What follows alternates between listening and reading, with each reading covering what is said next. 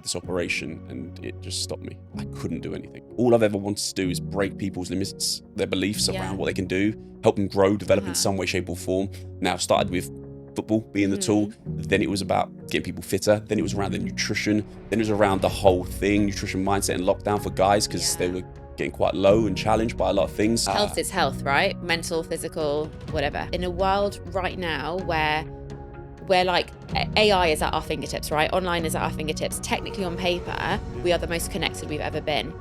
But emotionally, we are the most disconnected we've ever been. Because you don't have to continue being that person you've always been. Yeah. You get to decide today to be whoever you want to be. And you can change it literally in a decision. Because the truth is you might be constantly being busy and not really being that present. Yeah. And then you go, oh, what do I value the most? Yeah. And I ask that question a lot because people's what they say they value versus what their actions. You lost one of your friends when you were 18 years old. Yeah. And that had quite a big impact in your life. Yeah. Do you want to talk a little bit about that? We all, beings, we can be vulnerable. We can, but actually it's okay to be as well. Yeah. And it's not emasculine to have feelings. And if you have a talent and an ability to be there, to work with people on an emotional level, to understand them, to be empathetic, to be able to show them and support them non-judgmentally and whatever it is that you need to do to support them to get to that place, I've got the best job in the world. I wake up truly grateful every day.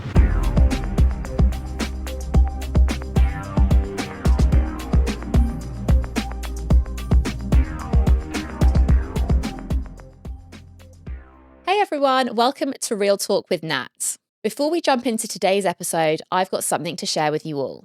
I've been working with the team behind Renova for a number of years, and I'm so proud to finally introduce what they have just created. You know those moments when you're feeling stuck, when you feel like you're doing everything that you should, but somehow you just still feel disconnected? That is exactly what Renova has been designed to help you with. It's not another productivity app or a self-help tool. Renova combines daily AI check-ins, expert human coaching, and a real community to help you align, slow down, and really create that reality that you truly want.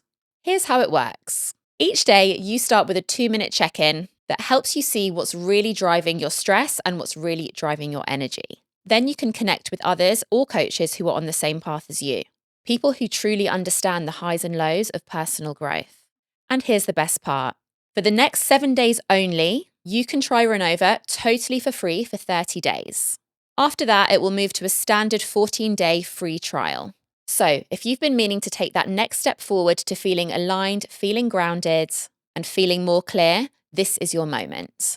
Just head over to renova.coach and start your 30-day reset today. All right, let's get into this week's episode. So welcome to the podcast, Josh. Nice to meet you. Thank you very much for having me. You're so welcome. Give a little introduction to yourself. So I'm Josh Phelps. I am co-owner of the Unit Fitness, which is a gym based in Manchester in Cambridgeshire. We've also got a space in Alconbury Weald. I've also launched a business recently called Vantage Coaching. So yeah, I've been in the coaching world for probably 20 plus years. Started out coaching football. Now work with individuals, truthfully just looking to sort of break through limiting beliefs, level up, get to a new level in their life. I think a lot of people just need sometimes that little different perspective, and that's kind of what I do and work with all sorts of people in all sorts of different areas. And yeah, that's amazing. Cool. And when did that all kind of come about for you? So you've been coaching for 20 years. What before then, what was life like when you were younger, when you were a kid? What was life like? Yeah, brilliant. I was very fortunate. I'm a very lucky guy. Like I'm not this like rags to riches, and in the nicest way. I don't. The struggle was different, right? I think growing up, I was very sporty. I wasn't the sort of education-driven child. I got distracted, as you can imagine, and loved running around, hated sitting down, thought I was going to be a footballer because everyone at that age kind of does. Got a few, chances and opportunities with clubs. Got released for several different reasons that I got told, which I found quite tough. And the sort of whole dream of becoming the footballer, like a lot of lads, kind of went down the pan. But yeah, I was very, very fortunate growing up in this. I felt like I had people around me who supported, who cared, who believed and backed me. And that was really nice. And, I think that was probably why I try to pay it forward now, I believe. Amazing. So you got a couple of businesses on the go. Yeah. What would you say, if you could answer this question, throwing you right in at the deep end, but what would you say has led you to this point today, where you're at today? Is there anything specific, or is it numerous different events that have kind of taken place in your life? I would say, yeah, actually, right this moment, I had an operation probably about 5 months ago now. Okay. I've just had a newborn as well. I Okay. haven't personally, my wife did. Good to I was clarify. really there for it though. Yeah. And I think that was a real pivotal moment for me Mhm. at this particular time as to why Advantage is being sort of born, because everything I've been doing, truthfully, I put into my physical, Okay. whether it's coaching football, soccer when it's in the States, um, to try and give back and do whatever. And I took a break from it and I Mhm. went into work life because I thought I had to get a real job. I was Yeah. running around in a pair of shorts in America, which was the dream, right? Yeah. And then I thought I better get serious because I was 22, like no age, but at that time was. Yeah. You think it is at that time, don't you? Yeah, and I was like, no, come on, you got to get serious. You got to get a job. I always knew I wanted a family, quite weirdly at a young age, Yeah. and I wanted to be a provider. And I kind of got scared that I was just like lagging life and wasn't taking life too serious. Yeah. And then when I stopped doing it, I realized actually there was a lot of purpose behind what I was doing. Like I really loved making an impact on people's lives. So from coaching football, which I was bang average at in terms of playing, but I was good at helping other people, and I knew that I had a passion for that and communicating and leading, and went to becoming like directors of big like camps out in America of like thousands of kids. Amazing. But the energy was the whole thing. It was like bringing people energy, and it was more about that for me than it was actually the footwork and the skill set. I was pretty, as I say, pretty average with that. However, then that transferred into coming into like a real job, and I got pretty miserable, right? I got into this real horrible sort of state of drink. A lot of the guys I was hanging around with hitting drugs. It was that age, where people were doing whatever and earning cash, getting smashed at the weekend, and falling into a really bad pattern. And it wasn't fulfilling. I got pretty low. Whilst you're in America? This was when I come back to England because I was Okay. getting a serious life. And actually my serious life was pretty shit, if you don't mind me saying at that stage. Yeah. Like it felt shit to me. It wasn't making any impact. I wasn't doing anything for anybody else. And contribution is a huge part. And that's what I realized. Like I need to contribute. I need to be doing something. And I never wanted to be a personal trainer because I was like, that looks terrible. Like working evenings, working Saturdays. Funnily enough, then went to Australia. Okay. Started coaching football again. Okay. Fell in love with that. Yeah. Fell in love with doing personal training. I did some out there, not really technically qualified, but people wanted help with the fitness. Yeah. It's very different on Bondi Beach to Manchester, an industrial unit in the middle of winter. Yeah, However, sure. I come back, got qualified in what I needed to do here, took sort of the education I'd already had, and yeah, I just focused on just being the best I could be at that, and just thought, you know what, I've got to go all in what I love and see how that goes. Yeah. And it went really well. So after a couple of years of working for somebody else who wasn't particularly a great person to work for, I'll put it that way. Yeah. Well, I'm going to take a punt. Got a business partner, went through all of this. We've been doing this for 12 years. And then, say, I've got a young family now. And then I had this operation and it just stopped me. Okay. I couldn't do anything. So what happened? So I had a spinal injury. So just long and short, it's almost like a slip disc to an extent, but there was some other bulges and stuff going on there. And got to the point I couldn't touch my toe. Really? Couldn't do anything. I mean, they put me on all sorts of drugs for like 4 months. And I didn't want the operation because they were saying like, you need to get on the operating table. But they rushed me to A&E, went into and I nearly broke down weirdly at this time because I was going to have I didn't know when little one was going to come. It could have been any time, right? And my wife needed support and they were like, you're going to have to go on an operating table. God. This is not it. So weirdly, it was my daughter's first ever sports day as well. And I was like, oh my God, I'm going to miss like a really pivotal moment for me. Yeah. Apparently it was horrendous, not to get into that, but like sent my brother and my dad, they're like, you missed nothing. But just for me, I was getting really sort of. Yeah. And I just remember being in A&E for 14 hours, couldn't sit. I was walking around and just thinking, what happens if this does, for something could go wrong, right? With spinal stuff. And I was like, what am I going to do? Scary operation to have. And didn't end up having the operation that day. Okay. Had a bit of time. And I was like, right, I've got to start thinking about what this looks like. Why didn't you have the operation that day? So that day, there's something called equine disease. Basically, it's an issue where you can't control your nerves. You could end up with real, not something fun, issues you can't control anything. Yeah. And they said, that's not our concern right now. However, you are going to have to get operated on. I said I didn't want it because I wanted to be there for my wife because she was going to have planned cesarean. And if obviously baby turns up early. Yeah. I wanted to be there. I wanted to support her. So I didn't. Carried on being in horrendous pain. And then 4 weeks post, they were like, you got to have it done. Yeah. So ended up getting operated on, say, and that was a real challenge. Say, so I don't know, I actually remember I must have been high as a kite on whatever I was on, like, Yeah. and I mean off my tree, but I didn't Really? think it. I'm pretty sure I was like Instagram, chatting to people, thought I was like some like, Doing lives. hey, if anyone's got a question, and it was like, you've got like 3 followers, your That's mum's so in funny. the next room, you're good.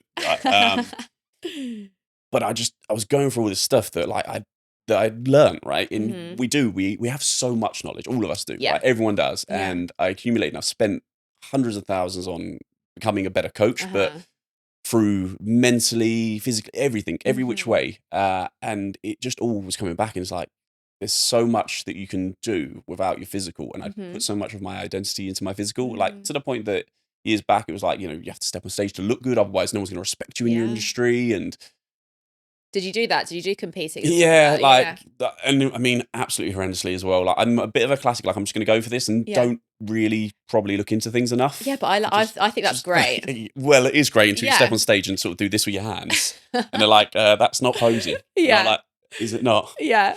And this is a completely different story, but I'm going to go into it. But I had one of the judges call me up, a guy called Sean Stafford, and he was like USN, like sponsored, like huge athlete, big like timer, right? Yeah. And he called me up literally a week after. He's like, listen, if you get trained by such and such on your posing, come out to Miami, you'll get like a pro cut. And like, it was like selling the dream. I'd obviously classically gone straight onto a plane to an all-inclusive, drunk stupid amounts, got swollen, my legs are up, like I'm in pain. And I was like, yeah, this isn't going to happen. But actually, that was never going to be the thing anyway. Like, my wife would have left me, it would have been a disaster. It was, and actually is a weird old world for me personally. I'm not saying for everyone. It wasn't for me, that world. Anyway, back to the mindset stuff. I was like, right, I love this. I want to make an impact. How can I help people? I was like, I can support people. I know I can help people break. All I've ever wanted to do is break people's limits, their beliefs around what they can do, help them grow, develop in some way, shape, or form.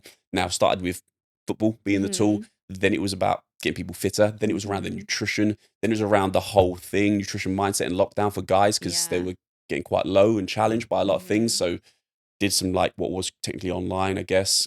And I was like, right, there's people out there who I can see getting really stuck within their businesses. And for me, it all goes hand in hand. Like, people try to compartmentalize it. They're like, oh, yeah, no, I need to do this for my health and this for my business. And hence, vantage point for me was just always taking that 10,000-foot view. And if I get people to step back and actually look at it and go, right, well, let's look at your physical health. Let's look at your mental health. Because your psychology and physiology is massively linked. Yeah. And if we're not looking after one, the other one's probably going to be slacking, lacking. Health is health, right? Mental, physical, whatever. Health is health. That's it. And so many people are like, right, and I've seen in the health industry, quote, health industry, fitness industry, should we call it more so, where they're just like drilled into their body, but they're so unhappy, truly unhappy. And that's what I found in the world when I went to. I'm not everyone, but I found people like that, and then striving for other things, and then on steroids, doing all sorts of stuff. And I'm like, it's a dangerous world, that competing world specifically. Yeah. I've never done any of that myself, but I'm a PT myself. I don't do anything now, but I've had years of it behind me. And so many of my contacts and my friends in the industry, loads of them have competed. And there's been so much, you rely on validation from so many external factors, which just doesn't really lead to anything good, usually. And the truth is, you're in this world where you're sometimes like it's or talking about something for somebody else's, and I've seen so many people unfortunately get to a point they've got bad health issues. They've got such a terrible relationship with food. They're using exercise.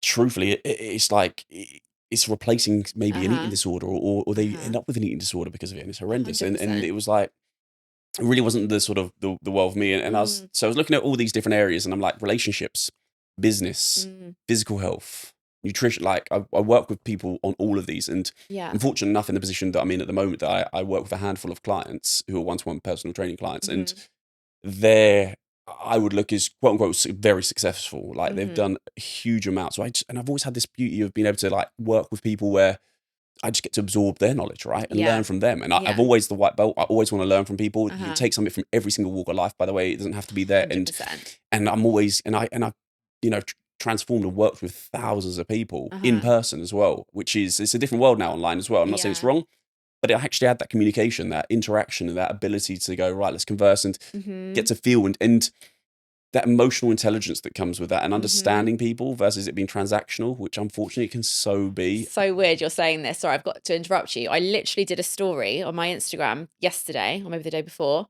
literally what you've just said. I said, in a world right now where like AI is at our fingertips, right? Online is at our fingertips. Technically on paper, we are the most connected we've ever been. But emotionally, we are the most disconnected we've ever been. And people are craving that face-to-face interaction. Like, that's weird that you've literally just said connection the same for me, and having the ability to sit into a room, having this conversation for me is so powerful. And I think you can get so much from people's energy. I'm a big energy person. And it's funny because like you come from like this whole background of, you know, whatever. And you start talking I say energy to my mates and they're just like, where are you at? But I'm a big believer in it. Like I believe as soon as I walk in the door, like people's presence, their energy, the way they carry themselves, the way they articulate, the way they hold themselves, before they've even done some of those things, I'm like, right, you know. And it's powerful and it's incredible. And I think we lose a lot of that virtual sort of talk. So like I've got a call tonight with 10 guys, right? And for me to bring what I believe is the energy, and I do believe, hopefully I do a good job of it, and they get fired up, they send me all the messages. But you have to like 10x it, right? And authentic and aligned mission is what I want people to have, because people build a lot of like jobs versus businesses as well. And I see guys who, I know I've completely gone off on one, by the way, like, just whatever, doing it. We're going with the I'm flow. there. You know, they maybe have a skill set, right, in something, and then all of a sudden they're pretty good at it, and they get busy, and then they go, right, well, I need, you know, say they got a guy that comes and helps them, and then, then they've got another one, and then now they've got a team, and then they're like, shit, now I'm running a business, quote unquote. But they often follow like the predecessors. They follow people and old ways, unfortunately. And sometimes that leads them to not living a particularly happy life, because they're doing what they believe they should be doing. They're running off of old programming. And they get to like mid-30s, 40s. They've been on the tour. They're like, I've got this business. And it's like, but if you step away, you haven't, right? You've kind of built yourself a job, and are you happy? Is it really what you wanted to achieve? Is this what you've dreamt of? Like, have you ever stepped back and looked at where you're at right now? Or are you just going through like autopilot, which a lot of us do, right? We all do. Like 95% of what we do on a daily basis, habitual, you've probably heard, subconscious is coming. And Vantage for me is taking that step back, is going, right, let me break that. And like the goal is for every 90 days, I take people out of their routine. So I've got a retreat that's running, which is, by the way, like when I say retreat, it's just me getting 10 of the people that I'd be very fortunate enough to work with. I sent a message out. I was like, right, I'm doing this. I'm going to break you from your cycle. Like some of them, by the way, they've got lights out. They've sold it. I'm not teaching them anything. I'm creating space. Connection. That is what a retreat is though, right? And we're going to look at and I'm going to get them to actually look at their life, right? And from all the angles. Because somebody who may say have just completed business in their life, you know, they've done that bit, right?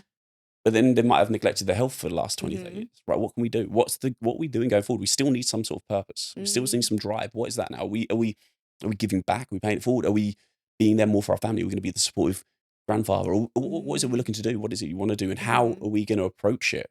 Because you don't have to continue being that person you've always been. You get to decide today to be whoever you want to be. And you can change it literally in a decision. You've got to be willing to do it. And sometimes it's getting them to do uncomfortable stuff that just really breaks them out of their comfort zone. So I'm going to get them doing weird stuff, like, you know, like for them, right? Not like really weird. For you, it's like normal stuff. But I'm going to get them doing like a little bit of grappling. I'm going to get them to go into cold water. I'm getting them to do breath work that I know for a fact none of them have ever done. And I remember getting exposed to it myself from my first coach. And he's like, right, close your eye. And I'm like, you close your eyes, you're like, everyone's looking at me, aren't they? Everyone's you're like, is everyone looking at me? No one's looking at you. Are they looking? And then you start doing it and you're like freaked out, but you're doing it. And then, but I think it's becoming more. It's becoming more normal, like more normalized. Definitely. Even that word you were saying about energy, using that word energy, yes, still there's a lot of people who are like, oh, you're so woo-woo, whatever. But it's definitely becoming more normalized, which is great. And I think that's, especially for men, you know, men's mental health and looking after yourself and finding that time for you and finding that space, it's definitely becoming more accepted and normal, which I think is great. There's still a long way to go, but I think if you look back at where we were 5-10 years ago, definitely, it's come leaps and bounds. And for me, this whole point of this retreat type thing is actually, I've gone, right, I've almost had to position it as it's a bit of business as well, right? Because we still don't have the ability to just go, oh, I'm just going to have 2 days off. And actually, to be honest, if I said to my wife I was just going for 2 days, you know, spa or whatever, just like she'd be like, you're what? No, you're not. You get back. So, but it is an element of it. And actually, it gives us the ability to take space. And you know, whenever you've probably, especially doing a podcast, and you've just taken space, and that's when your creative faculties work. You know, you get the ability to think of new ideas and you go, wow. But we're so busy in the doing all the time. All of us are. And Uh-huh. the amount of times when you just have that step and you go, and that's what it is with some one-to-one clients with their business. I go, right, okay, let me just step back. Can I just give you a different point of view? Like, I'm not saying it's right, but can I just give you a different perspective? Yeah, okay. Yeah. And I will see something different to the way they see it. They'll see things in my life. And we look at things through a lens. And to be able to do that for people and just hold the space and go, right, now just share, what's your biggest struggle? What's your biggest challenge? What's your biggest opportunity, though? Just asking questions, isn't it? And because you don't ask yourselves those questions. And they're actually really basic questions. What's your biggest challenge right now? Yeah. What are you lacking right now? What do you wish you had more of right now? Like these simple questions when you ask them, but you don't ever take time to sit there and go, oh, actually, let me think about that. And unless someone asks you. So I think that's so powerful that you deliberately take time every 3 months. I actually take every 3 months. I take myself and I'm like, I need to do something every 3 months. Yeah. And I'm not afraid to be like, I need some space. Yeah, My partner just incredible. gets it. And I think when you're in the coaching space, like that should be normalized because you're always bringing on other people's energy. And I'm assuming you're an empathic person doing what you do, which I am as well. And like, I can sit here and record a podcast and if someone's energy is great, brilliant. Like that's amazing. I'll leave here like buzzing. But that's not always the case. And if someone's energy is a little bit not even bad, but just a little bit flat, or they're going through a bit of a shit time, which they've not even spoken about, but you can pick up. Yeah, 100%. That you need space from.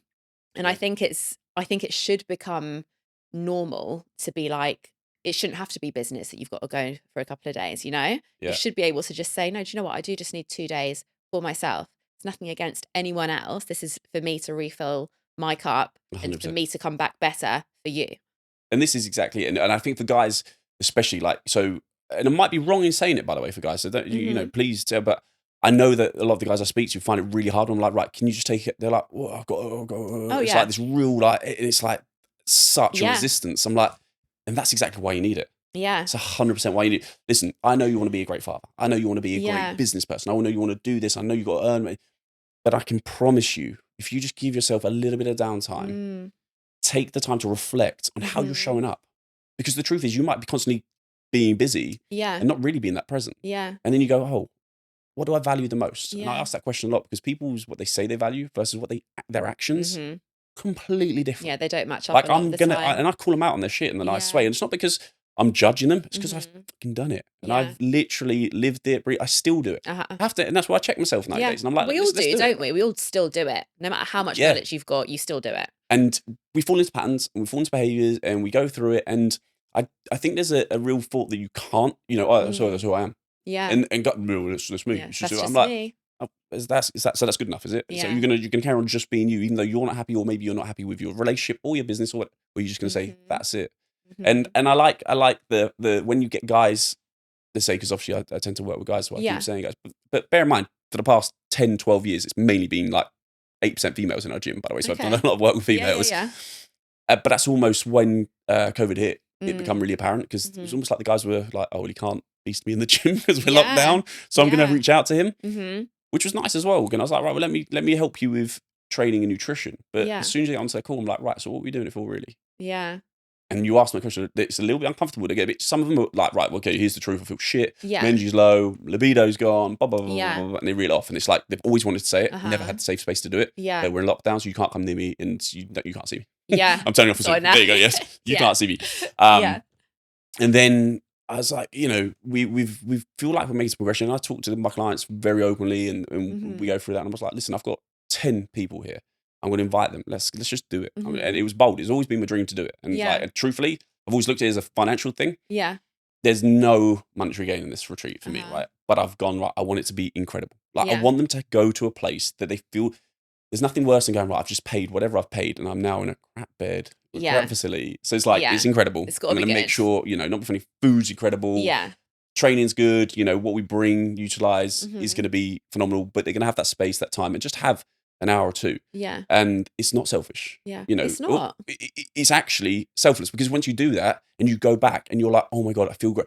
I've just really sat down and become just how grateful I am to have you as a wife, as my kids, and the life I have. Yeah. It's fucking awesome. Yeah. Like it really is. Yeah, but I'm maybe always putting pressure on myself or striving or feeling a little bit low because I'm under it, and they just relax, they breathe, and they become really present. And I always keep taking off your mask. Like they let down, they go, like, take off the mask, lads. When we're here, I don't give a what you are in your day to day, who Yeah. you think you are, what you think you have to be. You do not have to be anything Mm. right here, but be present and be open. Yeah. And That's if you can do amazing. that, let's do. And don't get me wrong, I probably still bring in a bit of a, I don't know, maybe a Jove away from time to time, a bit of a mistake from like, Yeah. still give it a little bit of that, because sometimes it can feel too deep, but then we will go deep as well. Yeah. And it's like, we're going to go in, we're going to come out of it. We're going to go in, and then I'm going to go, right, let's, and You have to go deep, don't you? yeah, Otherwise yeah. it's almost like, not pointless, there's always a point to it, but you've got to go deep. Otherwise, you know, what you're there for. That's it. And then we're going to have a jump in the cold water, and I'm going to take the mickey out of you because you screamed. And Yeah. like, you know, Yeah, then we're going to have maybe a bit of a like wrestle or whatever it is. That sounds a little bit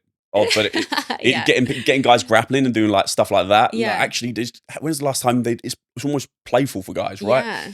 Once again, it can sound odd. It can all sound odd, but do you know what? Actually, you do normal things all the time, Yeah. you get normal results. So like, That's it. Like, let's break that norm, because sometimes it's not working for people, right? Yeah. Well, that's it. That's the thing. And I think just having that time to answer those questions, like we were saying, and just having that self-awareness, that's the first step, isn't it? Unless you're aware, you can't ever decide where you're going next without that initial step.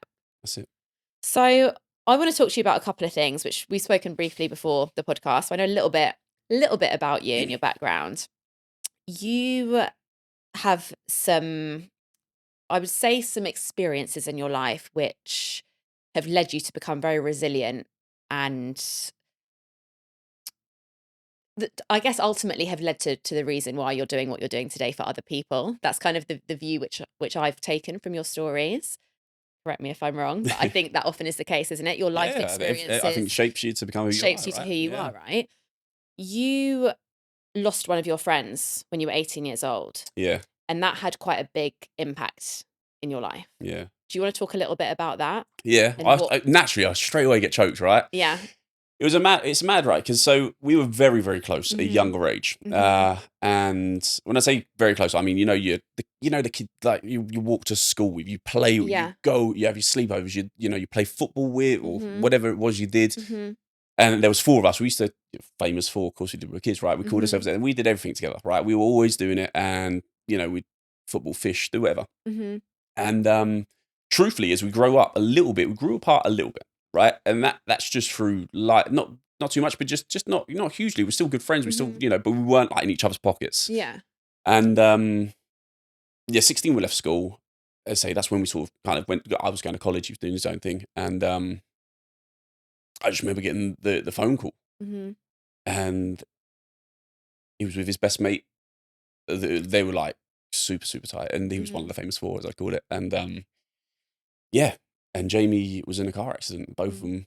Well, my other friend was in a long-term coma, and Jamie passed away. And that was mad. And yeah, it really, in the nice way, fucked us up a lot. Like a lot of our friendships group, and we, he was just he was just a great guy. Like, I mean, just a great guy.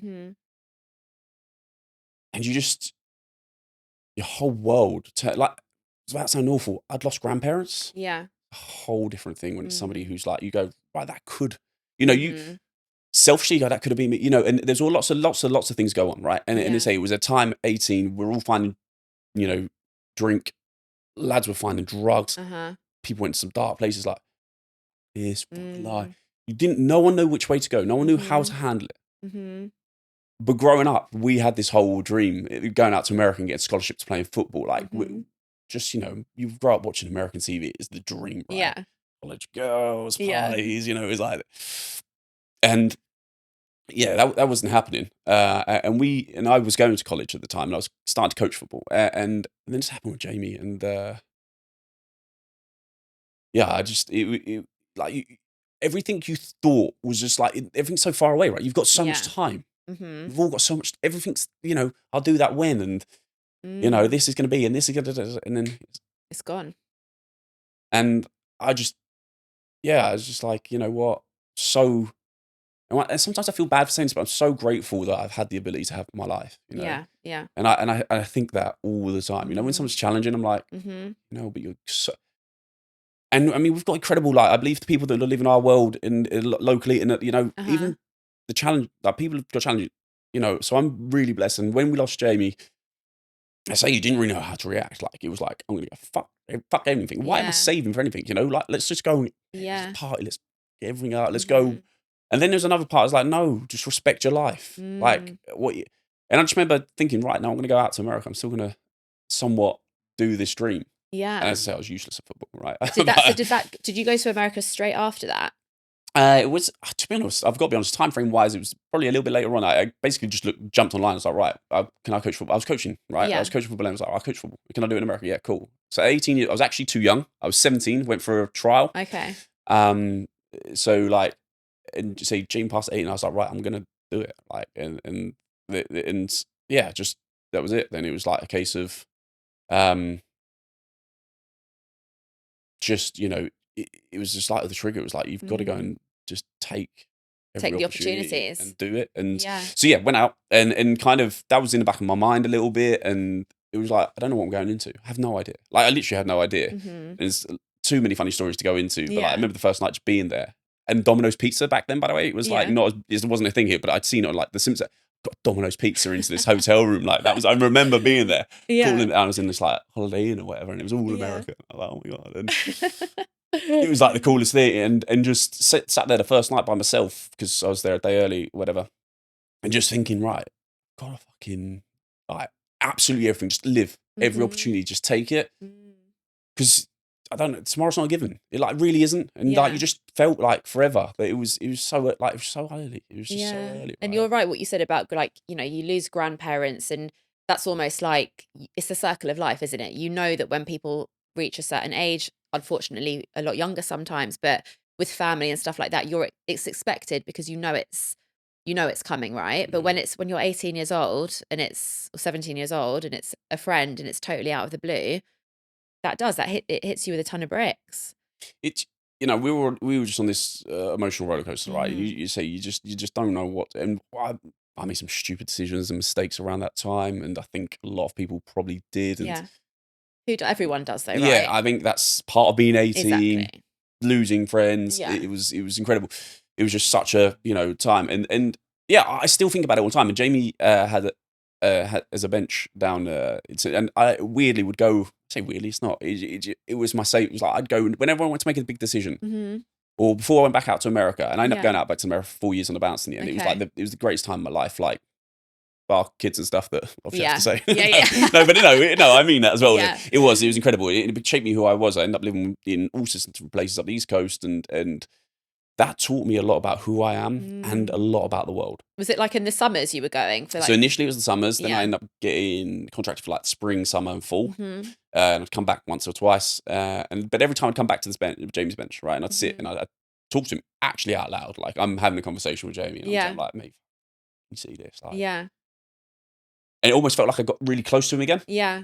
Comforting. Yeah, it was like we'd had a bit of a space because we did different things, and then it was like, right, it was back to being it was actually opposite his home.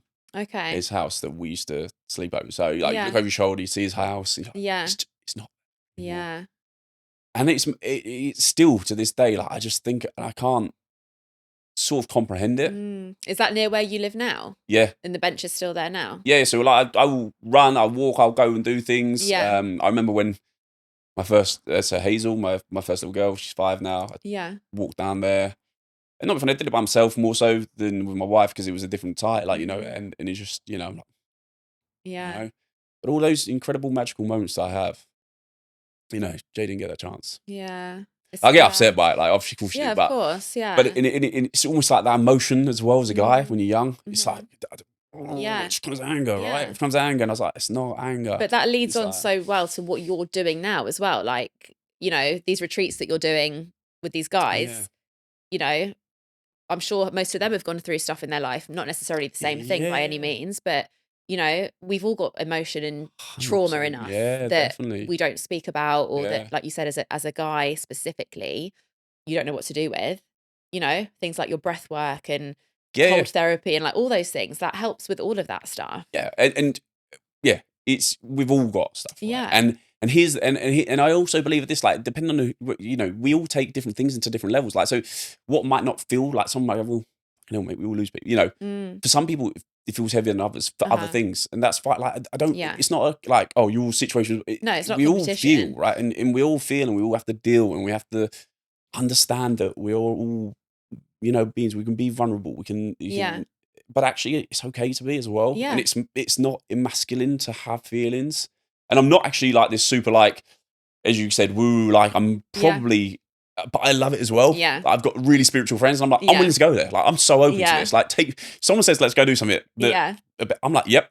I'm like so there. Just I'm like let me do it. Way on that, that side. I'm like, let me do that. And like, and I've met some incredible people with incredible insights and so open. They talk about new things, and then I'm like, right. For me, there's a middle ground. Yeah. Like, I've got friends who are just like, there's this pragmatic, A equals B, C. That's how the result is, right? Yeah. Nothing's in between, nothing's more, boom. Then I'm like, right, future vision. Like, I'm like, we're talking about it. We're inside, we're breathing, the energy's coming in, whatever comes out there is going to come through. You can't see your flow, like how we're doing it. And then I've got other people who are like, I'm not wearing shoes. I'm not wearing that. I'm like, I'm only like your water's tainted. You touch that. Okay, well, I'm still kind of in it. I'm still eating Haribo. Like, you're ramming. He's like, and I've got friends who are just like, hound me for it. Like, I'm like, I'm kind of in the middle. Yeah. And sometimes I think that's relatable for some people, and I want to be able to go, right, can I bring that sort of bit in between? Yeah. Like, I still think we go lift weights, drink caffeine, probably drink protein shakes are shit for us. I still do a bit of that. Yeah, I've got no problems. I still go for a beer, right? But I also am quite happy to, if you tell me to start breathing, slowing life down, writing, journaling, gratitude, I do that daily. Like, and once again, my friends probably think that's fucking weird. And I'm like, but then okay. They might try it one day and they'll be like, oh, okay. Now I know why you're doing that. But there's definitely, I'm like you in that sense. I'm in the middle. Like, I am quite spiritual, but I still, eat my Haribo as well and eat. You can be spiritual and eat Haribo now right? and then and not think I'm going to die. Do you know what I mean? Like, there's that middle ground. But I do think, like you said earlier, like you can always learn from everyone, right? 100%. So I've got friends as well who are very holistic and very much like, don't eat that. Like, every time I post anything on my Instagram stories, they'll be like, no, don't eat that. And I'm like, oh, just whatever. Like, don't make me hide you from my stories. Like, it's too much. But I'm so grateful for like their knowledge, and I learn so much from those people. Absolutely. And I think the key thing, especially as a coach, actually, whatever you're coaching, is to be open to other people's opinions and to grow as you learn more. Like, I think so many people in the coaching industry specifically, their ego takes over. And it's like, this is my thought process. Everyone else is wrong. I'm going to continue with this process forevermore. When actually, if you just go, actually, no, I've actually learned that that's actually a better way of doing it. And that's going to get you better results. And that's going to be more relatable to you. So let's change it. Yeah. That is so much more powerful than being like, it's my way or the highway. And I think that's a big thing. I think that's a weird thing in our, like, it's not weird. It's business in some respects. It's like, you have to niche. You have to be so direct. You have to be stand out. You have to do that. And actually, I'm probably too vanilla to be successful in some respects, on paper, right? Okay, yeah. Because I'm willing to be able to go, but actually, I will listen to that. No, I'll take on board what you're saying there, because actually, there's an element of truth here. And I can take a little bit of that, and I feel like we can meet there and we can work with that. Like, and but that's not going to, polarize. That's not going to, I'm like, all right, cool. But you know what? I'm not here to sell. I'm here to get them to where they need to and support them with whatever tools and knowledge and experience I've had. And I'm very fortunate that I've had a long time with a lot of it, experience, fortunately, within the industry. Yeah. Incredible people, learn, and I've heavily invested into it. I've heavily invested into my further education and coaching and business knowledge. As I said, I was a C grade student at best, right? And I ran about in a pair of shorts in America for a while. And I was like, I like this. I did it in Australia. I like this. Yeah. And I was like, do you know what? I'm going to try and do whatever. And however it sounds odd, I'm like, just like, be the best part of that person's day. Yeah. Like, that is my motto to the coaches. Any new coaches, I'm like, that's all it is. Yeah. And if it means me bringing in a little bit of information from there, a little bit of something from here or whatever, then that's what I'll do. I'll pull on whatever knowledge and let's say my super holistic. I'm like, right, I'll send you to that person. Like, go and work with them. Yeah. There's because space for that's them. actually what you need right now. Like, I could pretend that what I do is the best way, the only way, because that's going to make me more, but that's not what I'm here for. Yeah. Like, I want you to succeed. I want you to have the same experiences, the same ability, this, everything that you need, whatever it is, let me know. Yeah. And I'll support you with it. Yeah, and you can't be an expert at everything, right? You could be an expert at some of the things, 100%. But for example, I'm in my last week of doing a 6-week online mindset bootcamp, and I take hold of the mindset coaching. But every week or every other week, I've had another expert of some sort come in to do something which I'm not trained to do, which I know is going to benefit the coaching that they're getting from me. And it's like, you just can't do it all, can you? Like, yes, you can have knowledge in various areas and stuff, but you can't give everything 100%. So bring in other people that are going to benefit your people and work together and collaborate and see how you can help them even more, like as a team. That's it. And ultimately, truthfully, that builds you as a coach. It just shows your power, right? Because you're bringing other people, especially to say this retreat, truthfully, is actually me breeding some leading experts from different industries, financial advisors, all these people. And truthfully, I'm going to lean on them going forwards. I'm like, hey, listen, do you know what? I've got these guys, they're setting up businesses. They're at the start. A lot of the people I work with are potentially smaller, maybe looking to grow, wanting to scale, maybe to invest. You know, they've got a team. They might need some support. They might want to understand how to utilize the tax. I'm not giving them tax advice. But this guy here, I've just taken on a retreat for 2 days, who's incredible. He's like the best financial advisor that everyone talks raves about. Here you go. Like, and I'm more than happy to introduce and share and do whatever, because that guy is going to make you potentially a very wealthy person if you listen to them. Yeah, that's so true. You got to just connect people with the right people, haven't you? And there's space for everyone. 100%. I think that's such a your networks, you know, people, your environment, your network, everything, and that's another thing. Like, I think, you know, as I said, but the beauty is that something that school possibly doesn't necessarily teach you very well, I don't believe, is utilize your skill sets, right, and utilize other people's, and we can all benefit from it, right? I work with people, and I'm like, right, well, I'm willing to pay you whatever you. I don't know what we do, and you might do each other a favor, you might whatever, but the truth is, there's no point, as you just said, me wasting my time. It's a false economy. Plus, they're really good at it. And if I want my product to be the best it can be for somebody else, then I need to invest in somebody who can do it really, really well. I could give you a substandard product because I'm trying to do it myself, but it's out there. And when I do that, you know, funny enough, it tends to come back. Well, it does, right? That's how it works. But it's like if you're an entrepreneur, right, which you are, it's the same thing. Like if I'm running my business and I need to do all the marketing, all my accounts, all X, Y, and Z, I don't know what the hell I'm doing for a lot of that. So I'm going to hire somebody who's an expert at accounts. I'm going to get someone to help me with my graphic design or my website design, and I'm going to do the other stuff. It's exactly the same thing, isn't it? Right? Exactly. Because all you're doing is really you're almost taking away, let's call it the cup, the bucket, whatever. You're just being drained in stuff that you're not being funny great at. No, but no offense to you. If you're not your strength. You're just spending a lot of time. You're probably using a lot more energy. Whereas actually, you just lean into your super, do your thing, let them people do their thing, and then help them with them, and you know, and it just makes sense, right? But unfortunately, especially when you're starting out, and you would have felt this, no doubt, with times when you've started a business, you go, right, I have got to do it all because I can't afford to do anything different, and then you do it. But there's got to be a point, and once again, all of these things come out when I take people in the space, because I see people just, especially like trades and myself, PTs, who I've had, you know, however many PTs work with us, and I'm going to do that, and I'm like, right, okay, stop. You're a really good coach, but you're fucking useless at social media and marketing, right? Now, I know it's going to cost you money. I appreciate that. But the amount of time and energy you will spend doing that at subpar, you could be making a real impact on somebody's life, selling your service, selling your product, which is going to pay for that. Then you end up with great social media. You help more people. You do what you love, and you're not stressed out. Like, it does sometimes take someone to pull you and go, right, I'm not being rude. Let's just look at it from a different space again.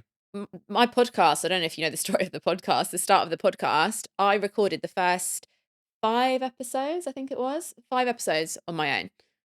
Carl was nowhere to be seen. And I literally tried to figure out the whole thing on my own, and it was an absolute shit show, but I still managed to somehow do it. Yeah, brilliant. But it was so hard. The quality was shit. You couldn't really hear the guests. There was like one camera view. It was done from like their kitchen or my house or whatever. And then luckily Carl came along. I would have had to reach out to someone at some point, but Carl approached me and was like, I've seen you're new at the podcast game. Like, I'd love to help you. He was starting out his business, and I was like, yeah, let's go. You've literally answered my prayers. And that's like a prime example of that. Like, I tried it on my own, and I'm so grateful that I did that, because I learned, which is great as well. Yeah, and I learned new skills, and like I would never go back and try and do that again because it was so stressful. But you can't do it on your own. But it's all a lesson, isn't it? You got to try, and you try things, and then you go, hang on a minute, why am I wasting my time trying to do that when I can just get someone to help me and it'll be so much better? And that's it. And I think that, once again, the truth is giving it a go at the beginning. Like, you have to, like, you just have to, and you can keep doing it. But at some point you got to go, right, okay, is this the smartest thing I could be doing? Yeah. Like, and I think that's where some people get stuck. And sometimes it's ego, sometimes it's trust issues. Yeah. There's a little bit of a whole, there can be a lot, right? Yeah. And there can be lots of things that show up. But if you can go, right, okay, yeah, what am I, how can I really make an impact and make a difference and actually do something I enjoy doing? Like, because once again, you probably, well, hopefully you don't mind doing this, but hopefully you enjoy having But then, like, when you're sitting, then all of a sudden you don't make it this far. Yeah. And then you're not making the difference that you are going to make, because you will make an incredible difference with this podcast, right? Yeah. And the impact that you're going to make from doing this, because you're doing the part that you love. Exactly. And so many coaches and so many people fall out of our industry because they're constantly trying to do all the things they're not particularly good at in the nicest way. Yeah. They're not actually impacting, making the change. They can, I believe myself in the sort of from the personal training and the coaching world, especially if you're doing mindset coaching, which obviously is what I'm going with, we have the best jobs in the world. Like, we get to help people transform their world physically, not only theirs, their families, the next generation potentially. Like, it goes on. Like, and that might sound dramatic, but it's true. But it's so powerful. And if you have a talent and an ability to be there, to work with people on an emotional level, to understand them, to be empathetic, to be able to show them and support them non-judgmentally, and whatever it is that you need to do to support them to get to that place, and you have that skill. And, like, the funny thing is, I look back and I would say, it wasn't a skill that anyone ever spoke about, right, in school. I was like, what the fuck am I going to do, right? Yeah. I'm like, I've got no idea. I was the same. And now I feel like I've got the best job in the world. Like, I wake up truly grateful every day. I mean, and then when I get, and this is the crazy thing, is I work and I have coaches and I have people that come in, they're like, oh yeah, I've got to do it. I'm like, trust me, you have the best job in the world. Like, you do have the best job in the world, even when it's cold in the unit. Like, we are so gifted. We are so blessed. And the fact you get to make an impact, you get to be the best part of someone's day each day. Like, you have the opportunity potentially too. But that's the difference, isn't it? That attitude that you've got, not everyone has that, right? And it's because you've got the passion for what you're doing. And if you don't have the passion for it, no matter what you're doing, you won't make an impact on someone's day. Like, you could be a PT who technically on paper could be the best part of someone's day. But if that PT's showing up with low flat energy, doesn't really want to be there, would rather be in bed, like, their client will then pick up on that. 100%. And that probably won't last. And that client will probably go find another PT or whatever. But when you've got the passion for whatever it is that you're doing, that's it, that's where the magic happens. Having that passion and knowing that you're doing what you're meant to be doing. That's it. The way you show up, and once again, we're going back to energy, right? It's the way you show up, it's the way you do everything, right?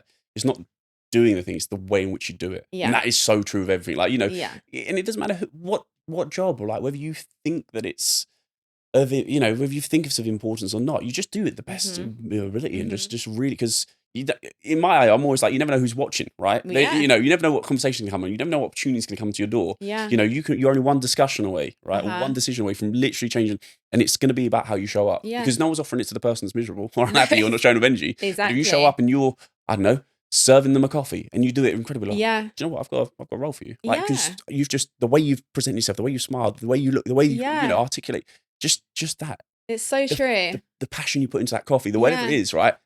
I love that, and I want more of that around me. Yeah, and it's a ripple effect, isn't it? Like, I was going through Costa or Starbucks drive-through last week, and rarely this happens, but the woman who was serving me was so happy. Like, she was literally like, oh, hope you have a lovely day. Like, her energy was so, like, amazing, to the point where I actually complimented her for her energy. Yeah, lovely. And that would have then made her day, which would have then have spiraled onto the rest of her day and everything that she's doing. And that has all come off the back of just her deciding to have a good day herself and give that energy initially. It just keeps going. Then you go and then you talk to someone about it. I've just had a really cool, and you feel better because you've had, and then it's just spirals. It's incredible, right? Yeah.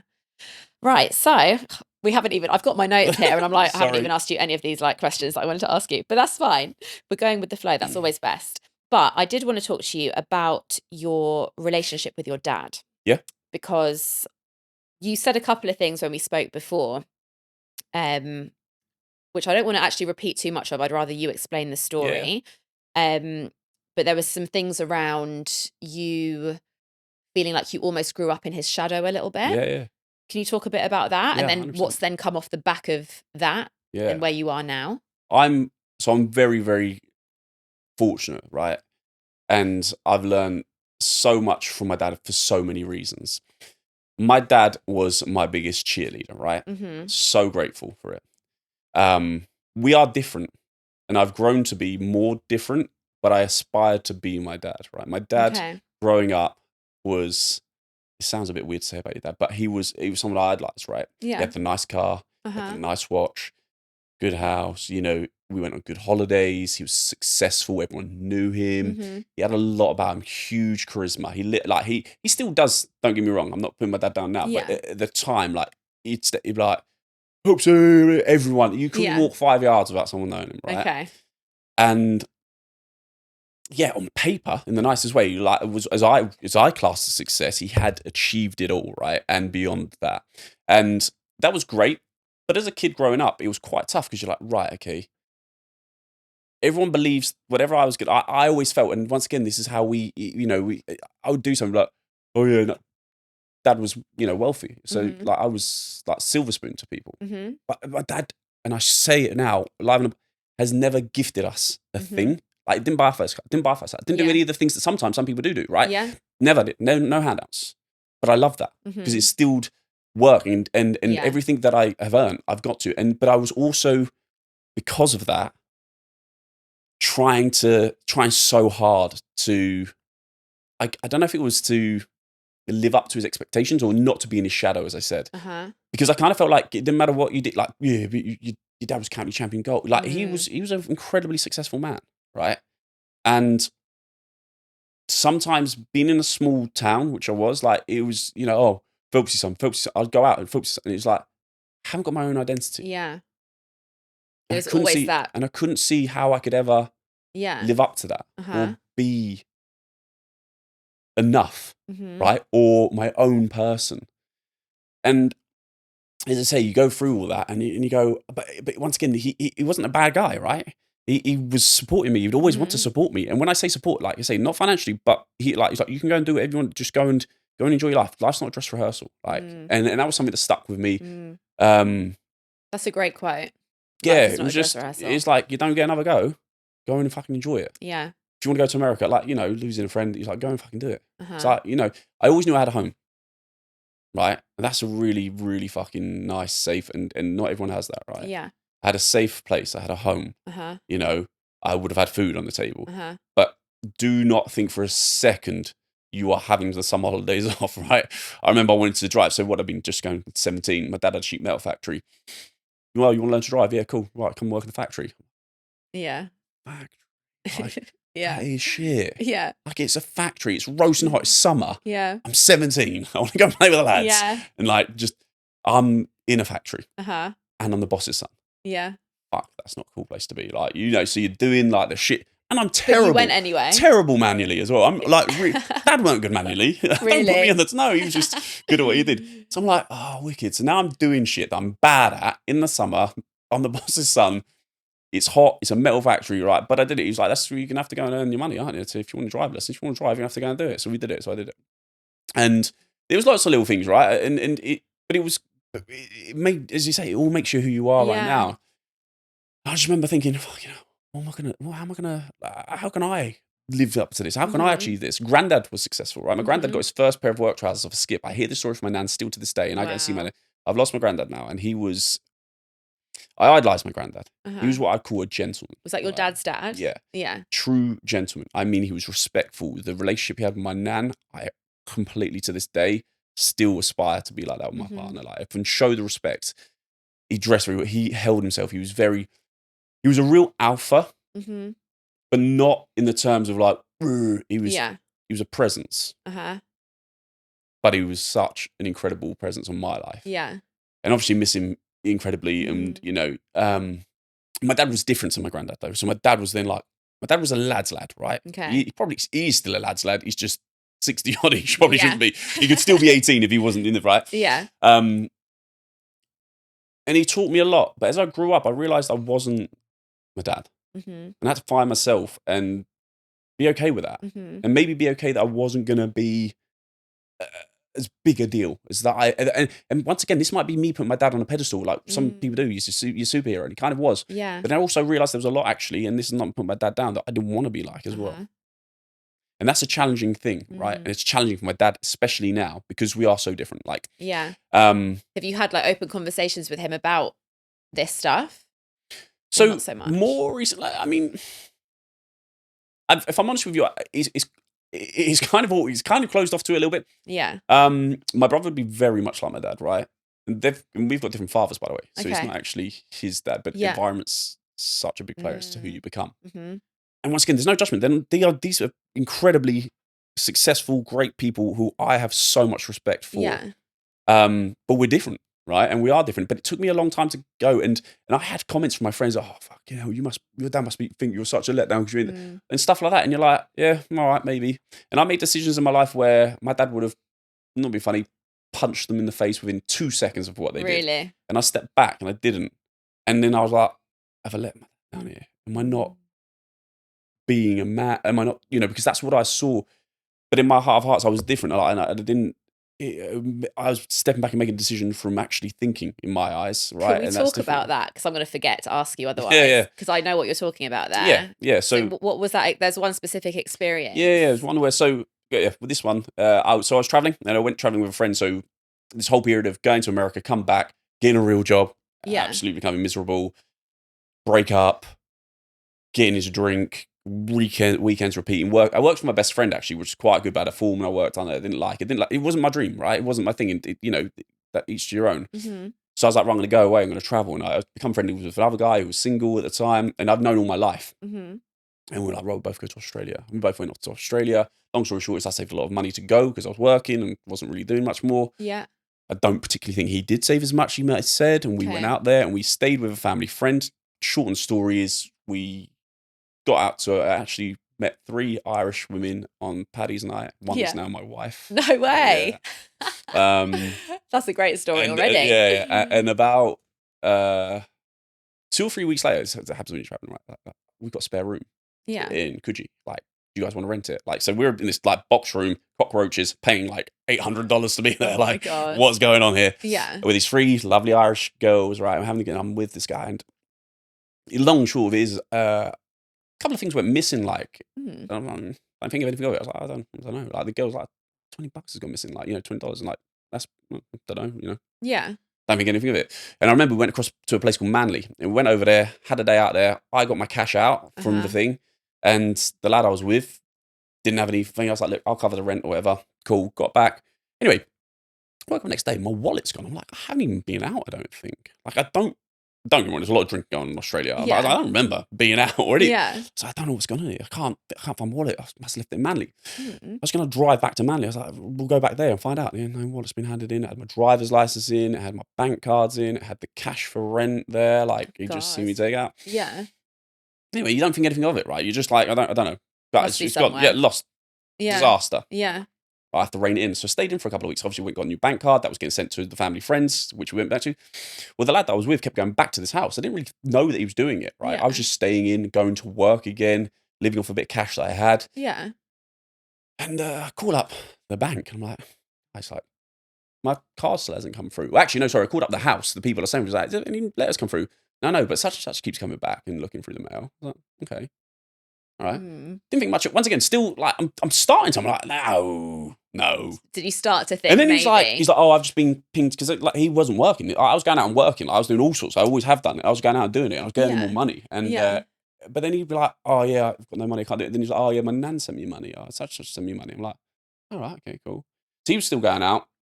And then this one night, I remember it because my other friend who was from St. Neots was out there. Yeah. Come out, mate, you've got to come out. I was like, look, dude, I haven't got the cash right now. Like, once I get my card, I'm good, but I'm like right now. So I'll come and meet you, but I was like, I'm going to stay in this one.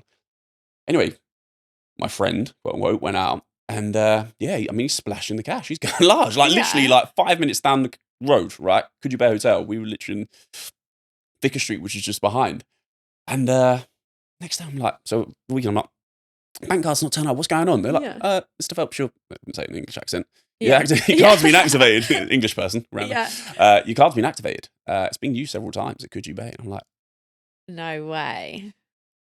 Oh my And I just remember who saved my wife now, just saying so. I was like, if he's in that house, get him out of there because when I come back, I don't know what I'm going to do. I mean, you know when you're like raging. Yeah. Oh my god. And so I'm fuming. They've thrown him out. They're like, actually, he's not here. He's gone off in the car somewhere. He knows that I'm finding out. Yeah. Right? He knows. And And I had some pretty like clear visions of what I was doing right then to the guy. Yeah. I've lost my head. Yeah. And I'm actually not an aggressive guy at all, but I'm like, don't get me wrong, like you see red, right? Yeah. And I remember I was just like, I'm gonna have to take myself off. So I took myself off and I went and sat on some rocks overlooking the water, like, right, am I doing this? Because if I go, I don't know if I'll stop. Like, I just don't know. Like, that's what's going through my head. Yeah. And the girls come out, I was like, look, Josh, just don't do anything stupid. You're gonna blah, blah, blah. I'm like, there's no forgiving this. Yeah. Like, we've come traveling together. That's mad that he's done that. Bailed him out of some situations. People had sort of said that, and I'm like, nah, known him all my life. Like, literally known him, like, as a kid, like, family friend. Yeah. There's even more to it, but we'll say, and I'm like, no.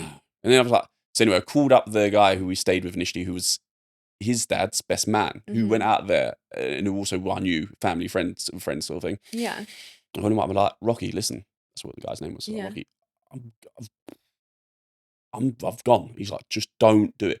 And he spoke a lot of sense. Yeah. He was like, look, here's the deal. And he was actually quite a handy fighter, this guy, Rocky, hence the name.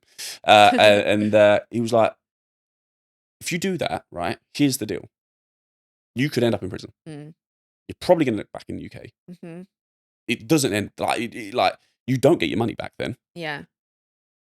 Like, don't ruin this experience for yourself. Like, Yeah.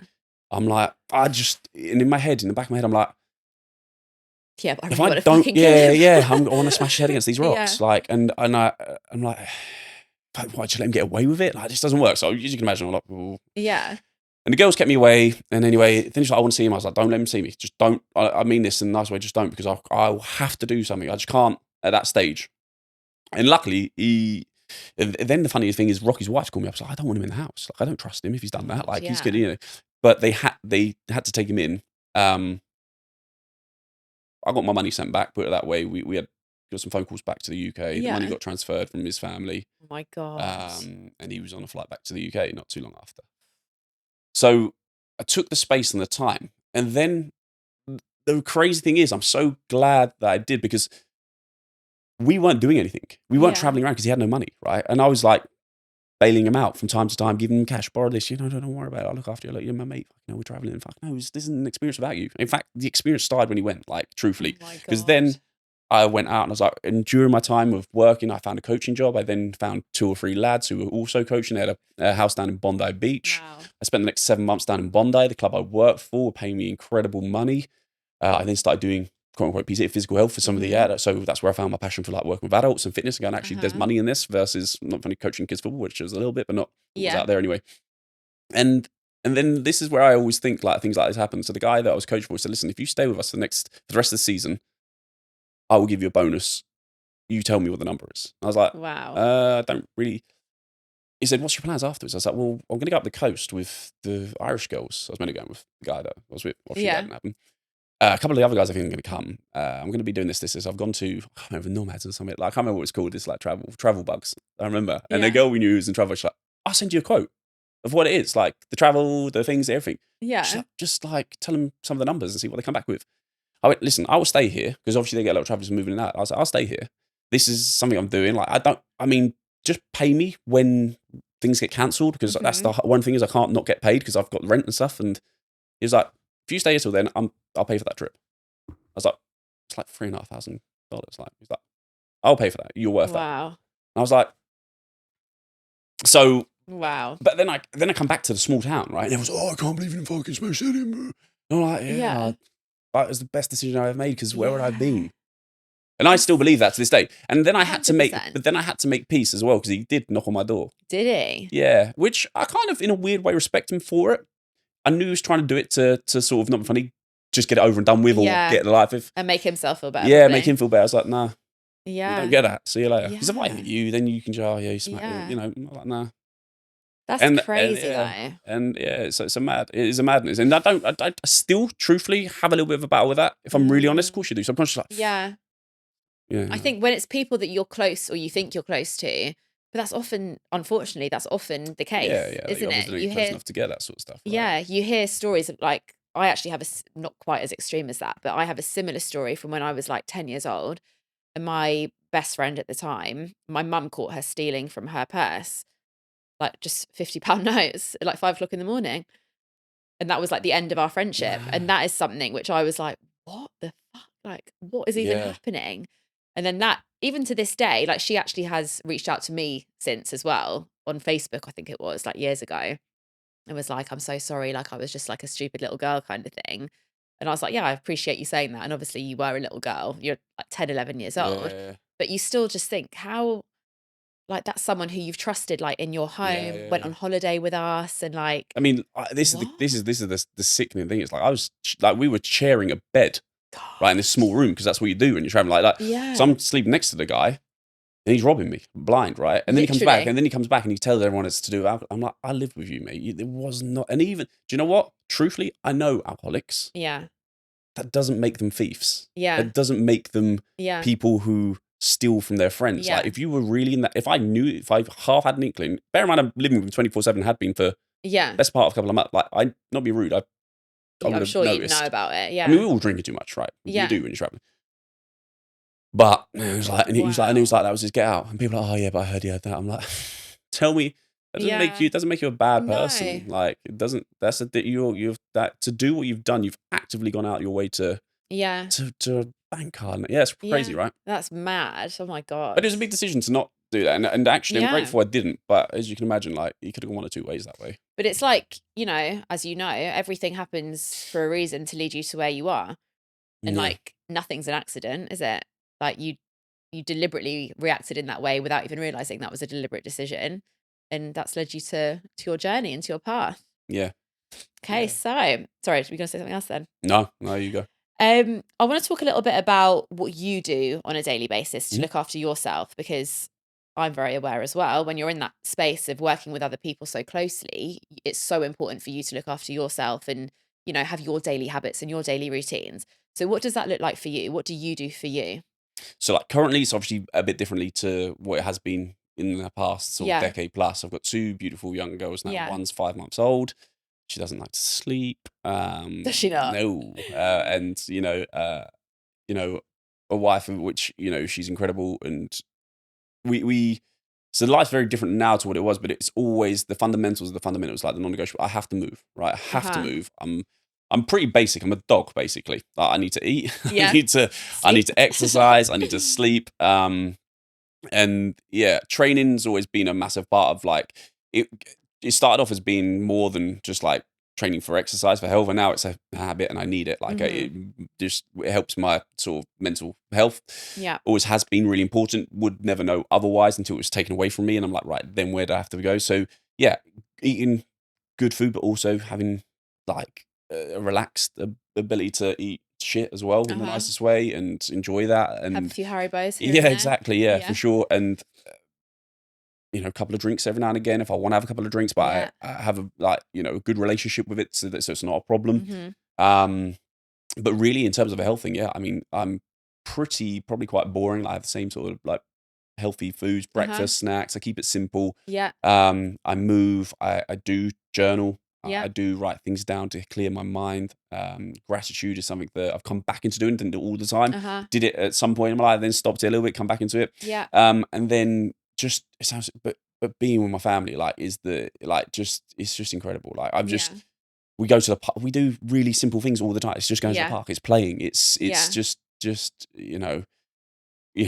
it cuddles with my daughters and stuff. That is everything, and that is what keeps me. So, because it's genuine. Like I'm just so grateful for it that and I know everyone is like, right, I know they are, and I'm just very like that's what keeps me sort of in check. Like, listen, I have to look after my physical, because I know for stuff if I don't feel comfortable in my body, then it comes out in my energy. I feel low.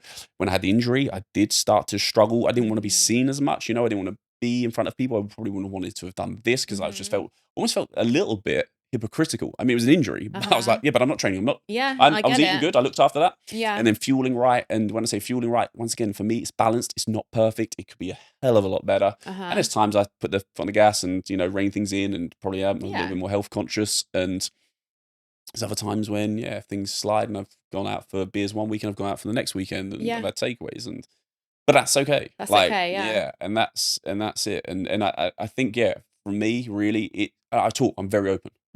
As you can probably imagine with the talking.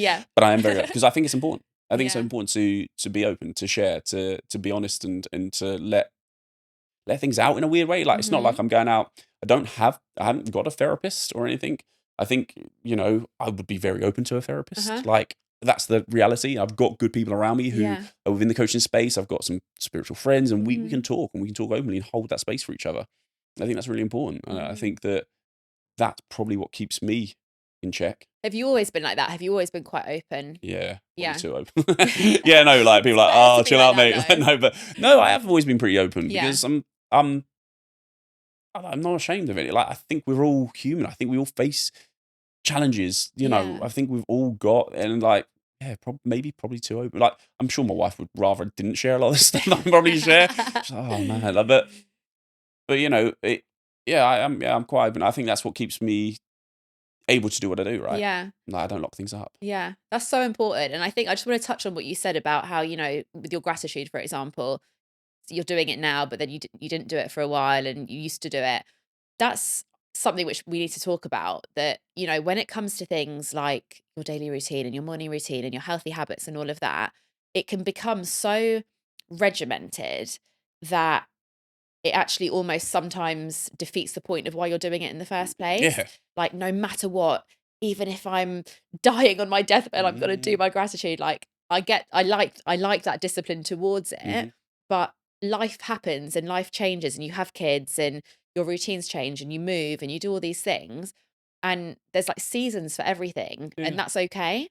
And I think it's really important to share that with people, especially clients who you're coaching and just anyone who's listening or whatever, that, if for 3 weeks or 4 weeks or 3 months or 6 months, your routine looks a little bit different, that's okay. As long as you're still finding time to do some of the things that are filling your cup and making you feel good. I talk about like your non-negotiables, like, as I say, what it looks like, movement. That's why I said movement. It's not like, a lot of the time I was regimented. It was like 6 days a week. I was training. I'd get caffeined up, listen to hip hop, and I'd hit the weights for like an hour and a half. And that was really important. That was so important that I remember me and my business partner would travel, and like, before we'd go on these like 2-day business things, like, we would be out there at like 4:30, walking the street. We went to Miami, and I'm like, we're finding a gym in Miami, 4:30, we wander around places, we don't know where we're going, what we're doing, buying this caffeine, going to train, push hard, and we turn up at like 6 and do whatever, and like, guys, like, what are you up to? Why have you not just slept in? Like,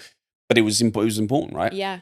But now it might be walking for half an hour. Like, that's the movement side of things. Food, it's 80-20. Like, I've always been 80-20, but sometimes, so when that competition thing, whatever, it was 100, right? I was on it. Like, there was no room for error, right? But then there's other times where, like, not funny, I used to call it Italian nights. When we first had Hazel, for some reason, I'd wake up at like 12, 4, whatever time we were up with it. I'm like, there seemed to be Italian food kicking around. I don't know if people were bringing it around, if like a leftover pizza or lasagna.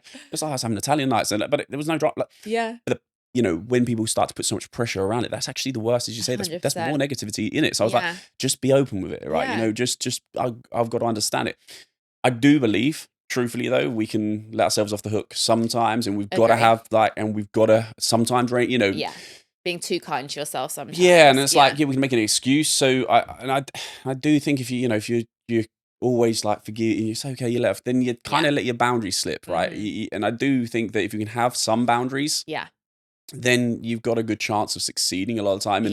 And it's not a reward thing. It's not bad food. It's not good food. Like, there's things that are more beneficial towards your goal and your health. We know that. Like, we're all pretty aware of it.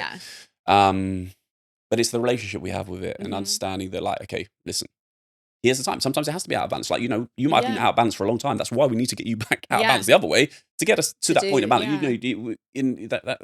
That's health and business and relationships and everything, as you say. And there's going to be times and seasons of like that, what I call push and pull.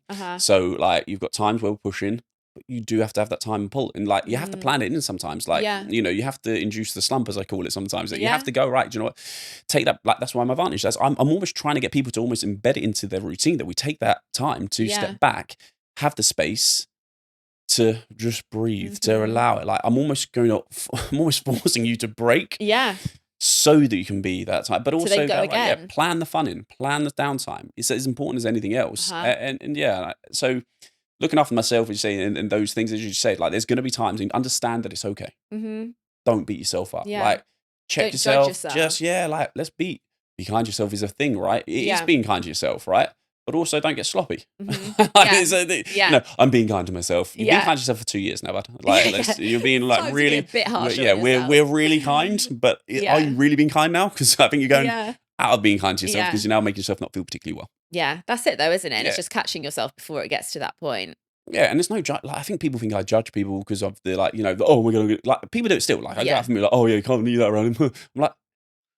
Yeah, and you're not even the one that said that. They're just assuming. I've never, ever judged. Listen, never, ever judged. It just isn't. Who's got any right to judge anyone on anything, 100%. right? No one knows what's going on. Yeah. No one knows what's going on behind closed doors. Nobody knows what's going on with you emotionally. You might be sat here right now, being very smiley, being incredible. Yeah. You might have a whole load of terror going on in your world right now, right? And do you know what? You're showing up and being who you need to be right now. Thankfully, I don't. Just putting out there. But and if you're eating a donut, I'm like, just eat your donut. Yeah. If that's what you need to do, that's what you need to do. Yeah, right? 100%. Who cares? I'll eat too. Yeah, exactly. Amazing. Is there anything else that you want to talk about that we haven't covered? No, I think we've covered a fair amount, right? I appreciate being on here, and I think this is an incredible space. I think what you're doing is incredible. I've got a lot of respect. I think I said this probably before recording, but for you stepping into doing this and going and being consistent, that's probably a big thing actually right there is something, maybe persistence. I think you've had a vision, right? I think you can have vision, have dream, a belief to do something. Yeah. You can achieve something incredible, but then you followed it with persistence because it's very easy. As you say, 12 podcasts, I think the majority of people maybe stop. Yeah. And, and I think that's true of life for anything. Get excited, right? Create something that may be unrealistic and you might just test it out and do your own thing. Yeah. And you know what? Maybe fucking awful, it may be hard, but if you truly want something, you really want something, you will show up and you'll make it happen. And like you just said, this is really cool coming back to it, is that who come into your life, you put it out there, right? You had a vision. Yeah. You didn't really know how to make it happen, but you knew you're willing. You know you're able, you're willing. And then you attracted and somebody outreached to you about, hey, here's my podcast. Let me make this happen. And that's what happens, right? So get bold, right? Fucking dream. Really dream. Get excited by that dream. And once you put it out there, that energy will happen. And then it will be attracted. And it just happens. And funnily enough, you attracted the podcast, the space, the editing, the everything that's going on right here, right now. And you're going to create something that's incredible. Oh, thank you so much. I appreciate it. Thank you very much for having me. You've been an amazing guest. Where can people find you online, social media? Basically nowhere, because I'm useless on it. It's Josh Phelps _coach at the moment. Vantage Coaching is in the building. Okay. Unit Fitness, God Manchester and Alchemy Wheel to say it's it is the gyms, say, if in those local areas. It hopefully, as a part of this, and truthfully, is to try and get out there and be more seen. So hopefully I can try and make impact. That's my goal. That's my mission. I've been fortunate enough over the past 12, 13 years to transform thousands of people's lives physically with nutrition, hopefully somewhat mentally. And my goal is to do the same now for the next decade with people's mental health, their business, their hopefully their psychology, physiology will be a part of it, obviously, to create their dreams. Amazing. Thank you so much. Thank you. And thank you guys for watching. Please make sure you subscribe, like, comment, do all the things, and I'll see you soon.